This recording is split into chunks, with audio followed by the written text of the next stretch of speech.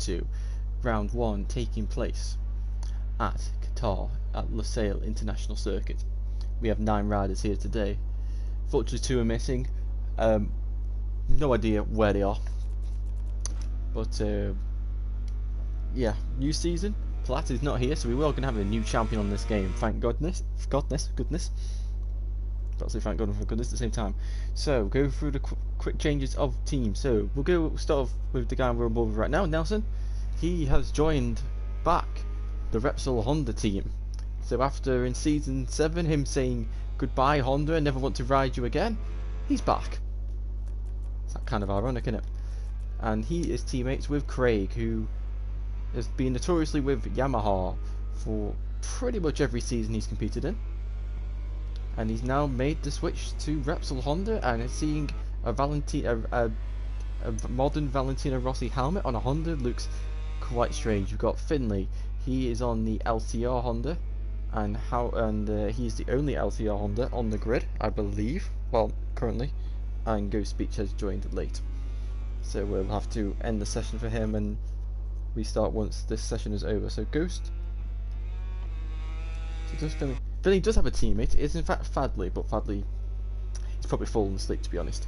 So then we go on. Let's move on to the Suzukis. Oops. Season 2 champion from Division 8, Legendary. He's moved up to Division 1 and he remains on the bike he won with. And he is teammates with Djax, who was on the RSGP Aprilia last season. We then have Howling, who has finally left his baby of a Honda and has joined the other side of Iwata to the Yamaha squad.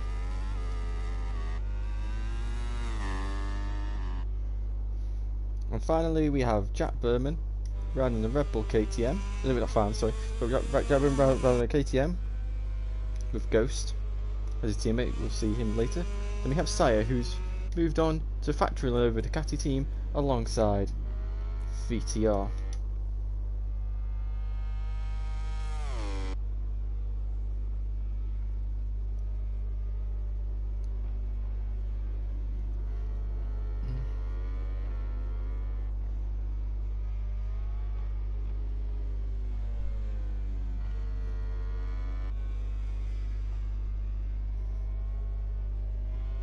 VTR running a 2013 to 15 Rossi helmet. My brain's being completely fried here.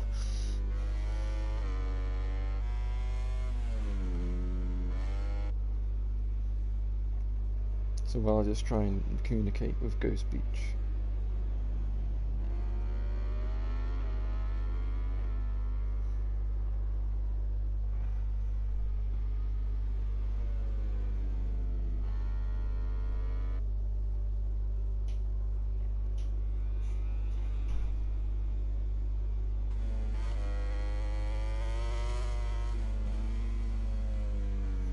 So VTR, it's probably him and Saya who are the favourites for this season. Those two are the strongest at the end of last season. So we'll see who comes out on top.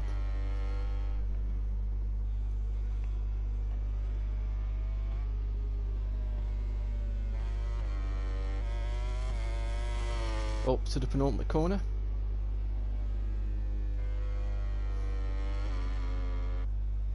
And now into the final corner.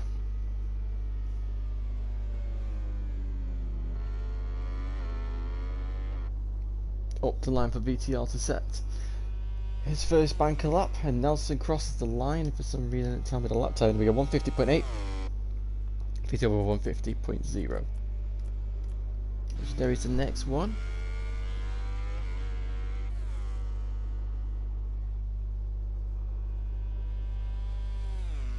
Craig across the line, he goes second. Legendary, where does he go?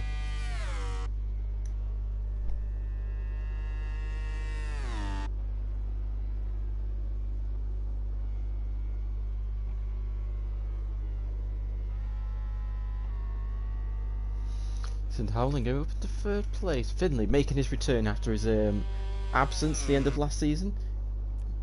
We got Jack Berman, obviously he's returned after an absence as well. So we'll just show Finley's helmet because I know he's very happy with it. All the the bright blue and purple, and the Strella Galicia sponsorship on the top, as well as Red Bull. I can't quite see what Jack's helmet is. It's like Stars and Stripes spell helmet.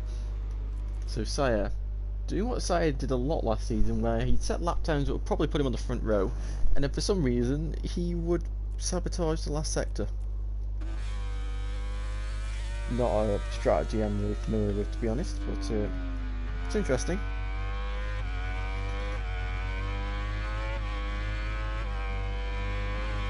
Whoa, Legendary taking a little bit too much curve there, the bike turning. I think the bike probably turned a lot more than he expected it to, and that's caused him to have an invalidation.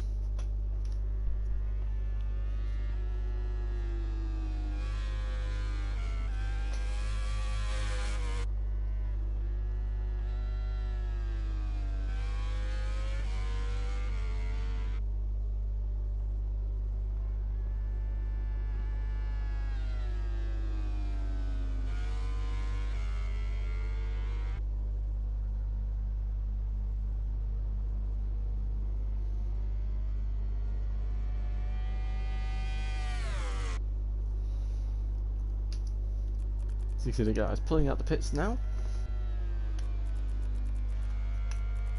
Let's see, where's Craig? He's just going through the first sector. Howling is coming out the pits. Nelson's coming out the pits. VTR has just come out the pits.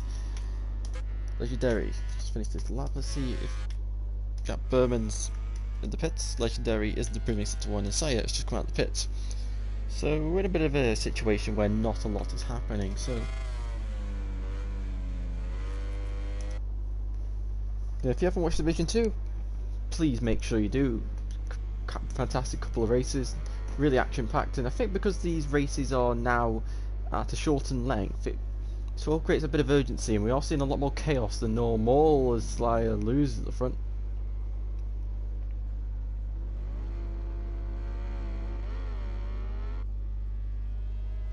So I'm thinking, given 10 riders, but it will be 10, and 8 laps in this race and 10 laps in the Red Bull ring.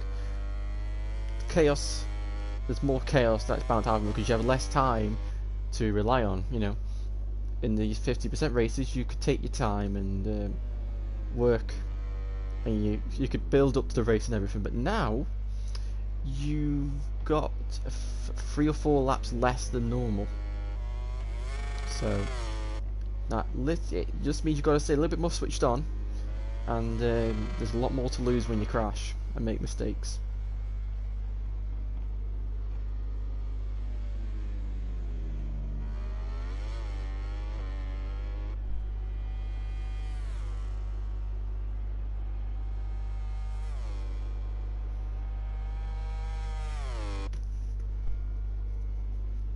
So Craig, red sector 1.